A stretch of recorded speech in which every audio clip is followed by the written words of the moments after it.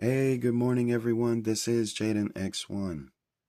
First, I want to give a big shout out to Dre, Doomslayer, as as well as Ace for coming to my stream, and definitely Ace for carrying in the finale of the Black Ops 7 campaign. And as some of you all have noticed, if you guys were there last night, I gave a full analysis on what I think about the Black Ops 7 campaign. So now I'm going to try my best to try to give you guys my full analysis and thoughts about the Black Ops 7 campaign, of which some of y'all, or should I say all of y'all, may not understand. So for those of y'all that think that the campaign was horrible, it was terrible, is because some of you did not play the past campaigns of the Black Ops series, the relevant ones like Black Ops 1, Black Ops 2, Black Ops 3, Black Ops 5, and Black Ops 6. Because if you guys have already played them, then you would know that Treyarch depicted parts or picked parts of the games that I've just mentioned, and they applied it to Black Ops 1 for a very intense, very actionable conclusion of the Black Ops 7 campaign, because otherwise my review would have been a 5 instead of a 6 out of 10. So starting with Black Ops 1 and 2 and 6 for that matter. Oh, I'm not leaving 5 out. I'll get to that. But the reason why I'm picking Black Ops 1, 2, and 6 is because we all know the characters that was in Black Ops 7. David Mason, Troy Marshall, Harper, Karma, Alex Mason, Woods. You know, the familiar characters. And we cannot forget about the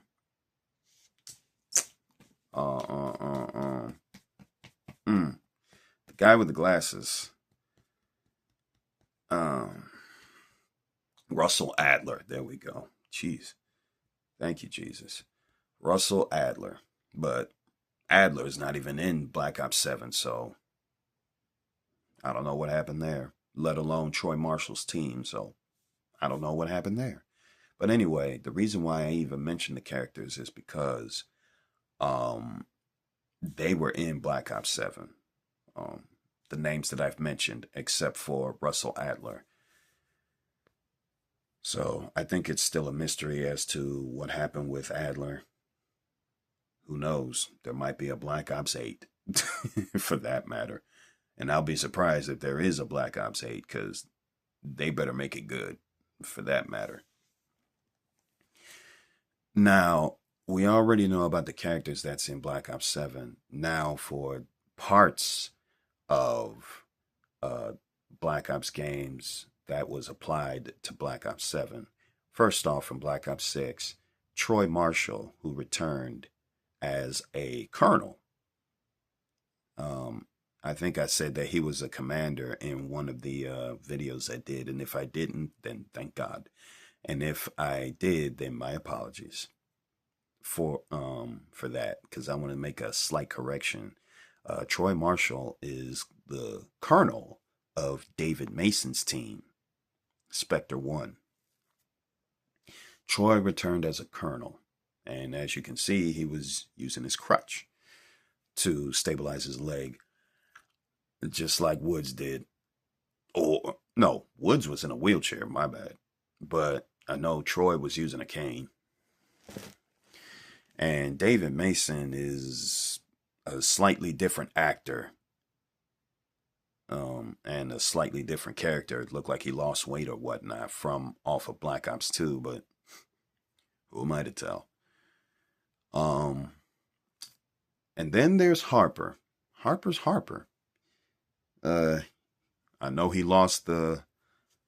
I know he got a haircut and whatnot, and then, Harper is just like yours truly. And then there's Karma.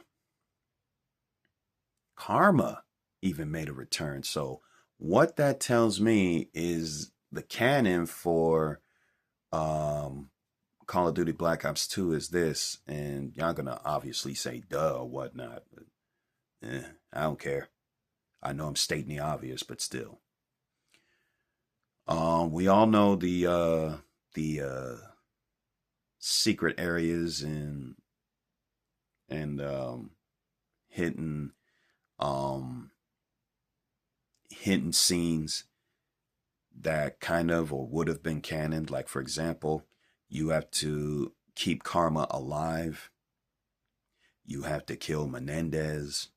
You have to collect a folder within Raul Menendez's drug lab after you invaded or during the invasion of Raul Menendez's hometown.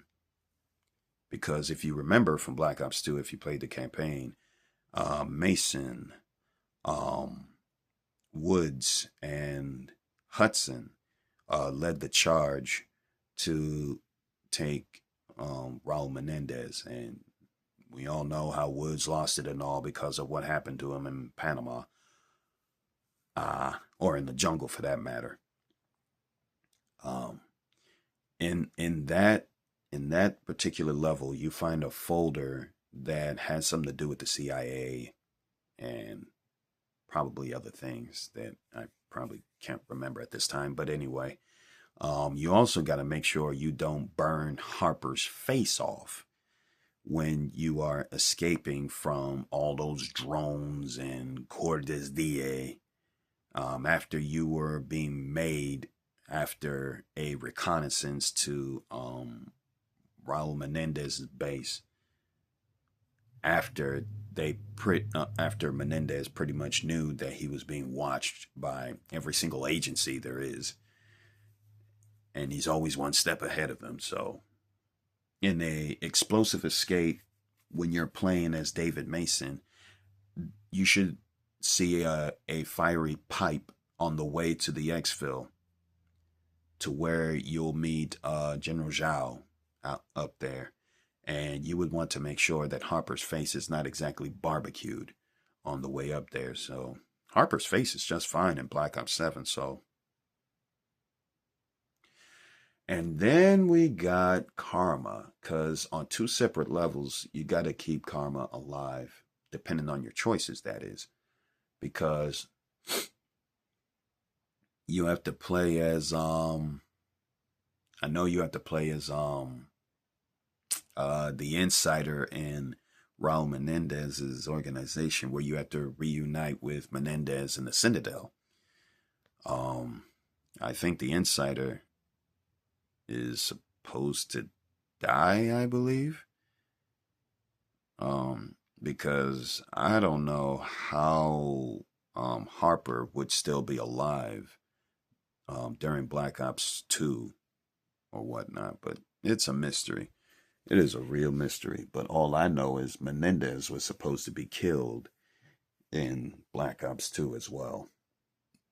And that's another thing that I've noticed.